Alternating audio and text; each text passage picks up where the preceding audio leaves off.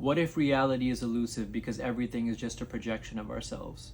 This is the question I'm asking myself after reading Kafka on the Shore by Haruki Murakami.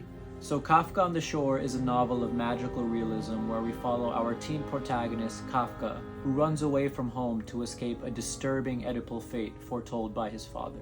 And in parallel, we follow an elderly man named Nakata, who can talk to cats and embarks on a journey directed by pure intuition. The novel is a deep exploration of themes around fate, our trauma, our spirit, and the blurred lines between reality and our own projections. And what I love most about Kafka on the Shore is that it's a paradox. The novel only makes sense once you recognize it's not supposed to make sense.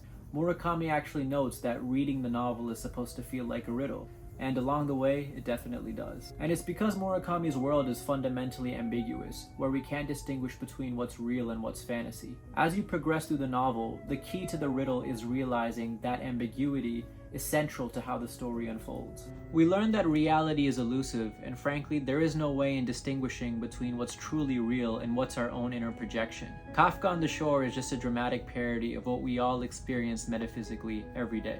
Here's a couple of examples where this plays out.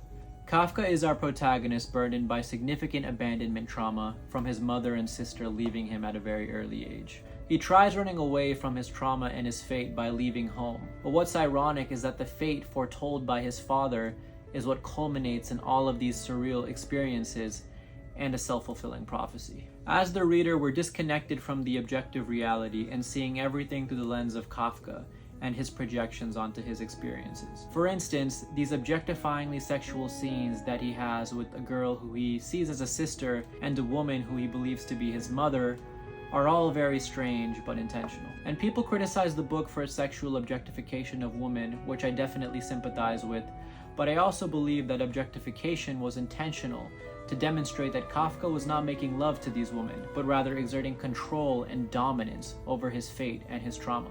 That's just my literary interpretation of it, but it doesn't excuse the insensitivity.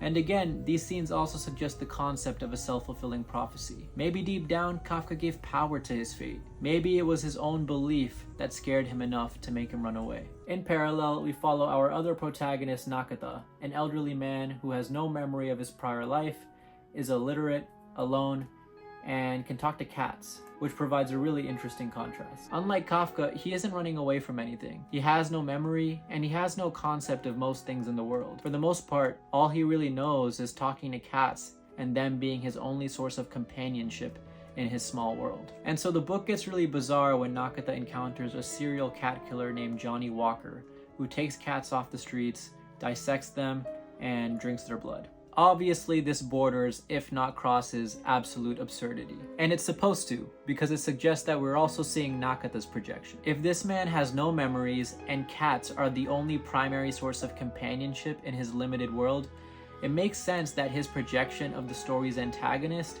is a serial cat killer. And that's what's so brilliant about this novel. The projections of our two main protagonists unfold into this beautifully crafted story that explores all of these different poignant themes. This perplexing theme of reality and our extravagant projections is also complemented with themes around our spirit and how they're manifested in the physical world, our shadow selves, as well as this overarching concept that everything is a metaphor. All that we project and perceive about the world is a metaphor that reveals a deeper truth about our internal state, our spirit, our shadow selves. And perhaps all that is worth investigating to better align ourselves with the reality that remains perpetually elusive to us.